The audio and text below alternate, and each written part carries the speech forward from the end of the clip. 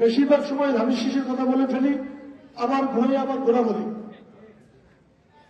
সেই কারণেই বিএনপির সাবেক তাদেরকে কখনোই সাবেক বলতে মনে থাকে না।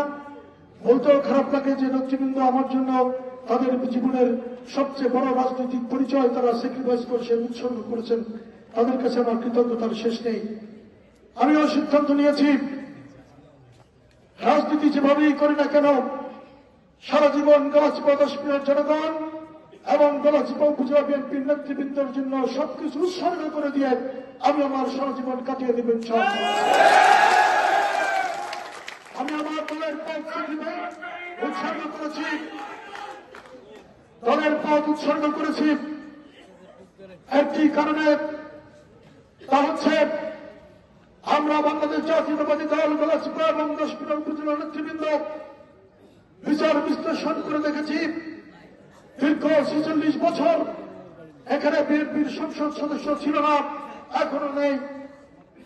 2018 সালে মনোনয়ন নিয়ে যে ক্যাম্পিং হয়েছে আমাদের এখানে, এবারও যদি আমরা এই আসনে বিএনপির একজনকে সংসদ সদস্য হিসেবে নির্বাচিত করতে না পারি, অদূর ভবিষ্যতে আর কখনোই এখানে আমাদের পক্ষে বিএনপির সংসদ সদস্য নির্বাচিত করা সম্ভব হবে না।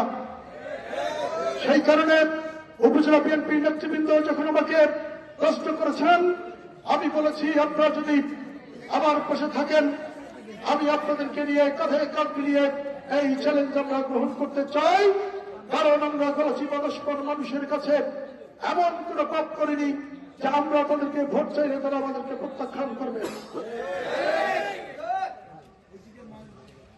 বাংলাদেশ জাতীয়তাবাদী দল 2001 সালের নির্বাচনে মাত্র 12,000 ব্যবধানে আওয়ামী লীগের সংসদ সদস্য পদপ্রার্থী জনাব আখমা জাহাঙ্গীর সাহেবের কাছে পরাজিত হয়েছিলেন।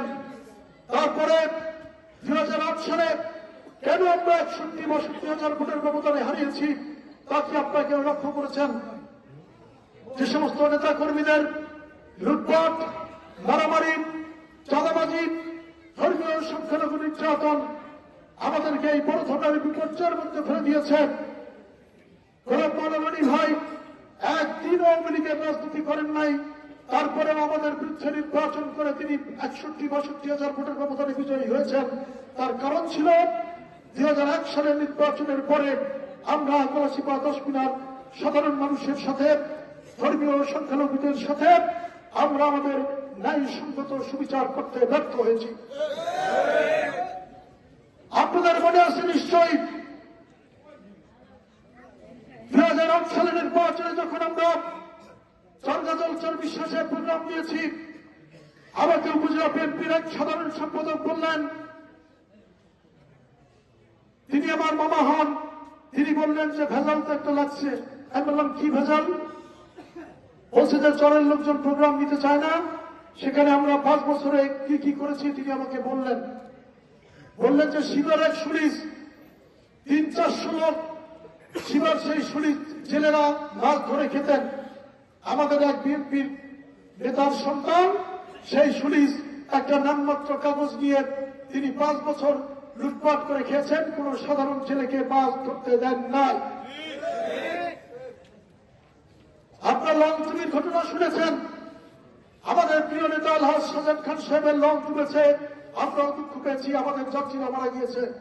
কিন্তু আমাদের অপরাধ সেখানে আছে, লঞ্চ ডুবেছে প্রাকৃতিক কারণে অথবা দুর্ঘটনাজনিত কারণে, কিন্তু আমরা কেন তলার সাধারণ যাত্রীদেরকে পিটিয়ে লঞ্চে উঠাতে যাবো? আমাদের তার কারণটা কি? এসব কারণে চর মিলিয়ে 137 জন এবং সরকারি হিসেবে 87 জন আমাদের সন্তানরা, আমাদের মা বোনেরা এবং আমাদের ভাইরা জীবন দিয়েছে সেই লঞ্চ ডুবিতে। নিশ্চয়ই সেই করুণ দৃশ্য আপনাদের চোখে আছে। যার ফলে আমরা এখানে রাজনৈতিকভাবে চরম একটি বিপর্যয়ের মধ্যে পড়েছিলাম। সেই বিপর্যয়ের কারণে আমরা 2008 সালের নির্বাচনে 62,000 ভোটের ব্যবধানে হারিয়েছি। হেরেছি, যা রাজনৈতিকভাবে আমাদেরকে একটি চরম বিপর্যয়ের মধ্যে ঠেলে দিয়েছে। সেই বিপর্যয় থেকে বিএনপিকে পুনরুদ্ধার করতে হলে আমরা দলীয়ভাবে সিদ্ধান্ত নিয়েছি। আপনারা দেখেছেন যে গলাচিপা 10 জেলার প্রত্যেকটি ইউনিয়ন বিএনপির নেতৃবৃন্দ, থানা বিএনপির নেতৃবৃন্দ, পৌর বিএনপির নেতৃবৃন্দ, ওয়ার্ড বিএনপির নেতৃবৃন্দ, তারা কঠোর হাতে এবং ইস্পাত কথিত ঐক্য নিয়ে সিদ্ধান্ত নিয়েছে যে কোনো ভাবেই হোক এই চ্যালেঞ্জ আমাদেরকে গ্রহণ করতে হবে, তা না হলে এখানে বিএনপির অস্তিত্ব থাকবে না। আচ্ছা, বিএনপির নাম ধরে জনাব আলহাজ শাহজাহান খানের নাম ধরে যারা ট্রাকে উঠেছে 2008 সালের নির্বাচনে, আমিও আলহাজ শাহজাহান খানের মঞ্চে ছিলাম, মাসুম ভাই ছিলেন, সিদ্দিক ভাই কিছু কিছু প্রোগ্রামে ছিলেন। উনি আবার মোশাররফ ভাইয়ের এলাকায় বেশি সময় দিয়েছেন, কারণ ওই আসনটি আমাদের জিতার সম্ভাবনা ছিল।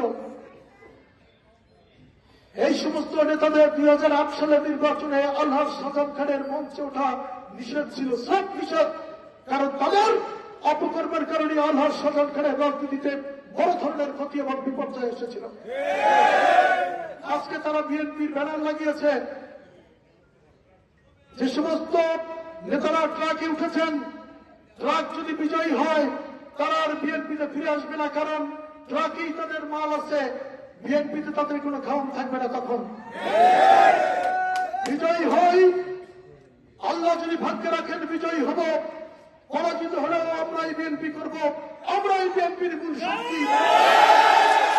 যারা ট্রাকে গিয়েছেন তারা লজ্জার মাথা খেয়ে গিয়েছে। সিদ্দিক ভাই বলেছেন যেহেতু আমি প্রার্থী, আমি আর মুখে বললাম না। ইদানিং আমাদের ভাই বোনরা এবং আমাদের নেতা কর্মীরা বলছেন আমার বক্তব্য নাকি বেশি চড়া হয়ে যাচ্ছে, সমালোচনা বেশি হয়ে যাচ্ছে, সেই কারণে আমি আর বেশি কিছু বললাম না।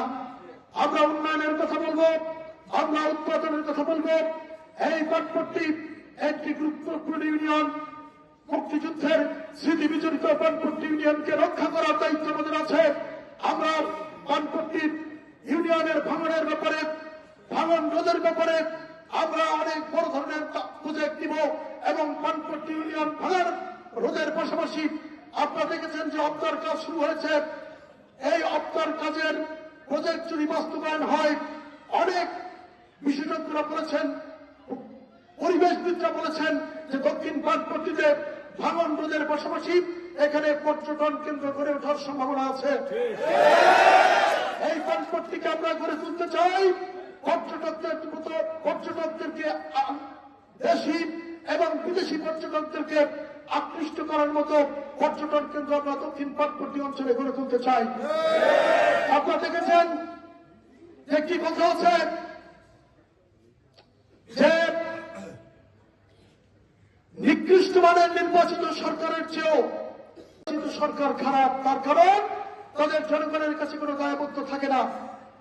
স্কুল কলেজগুলো দেখছেন, রাস্তাঘাটের কি অবস্থা, গত 1.5 বছর ধরে তেমন কোনো উন্নয়ন হয়নি। আমরা দায়িত্ব পেলে এই গলাচিপা 10 মিটার রাস্তাঘাট এবং স্কুল কলেজগুলোকে নতুন করে গড়ে তুলব। ইতিমধ্যেই আমরা সিদ্ধান্ত নিয়েছি যদি নির্দলীয় এবং স্বতন্ত্র প্রার্থী হিসেবে আমি নির্বাচিত হই, আমরা এই গলাচিপা 10 মিটার ইঞ্জিনিয়ার, পরিবেশবিদ, বিশেষজ্ঞ সকলকে নিয়ে আমরা একটি উন্নয়ন ফোরাম গড়ে তুলব।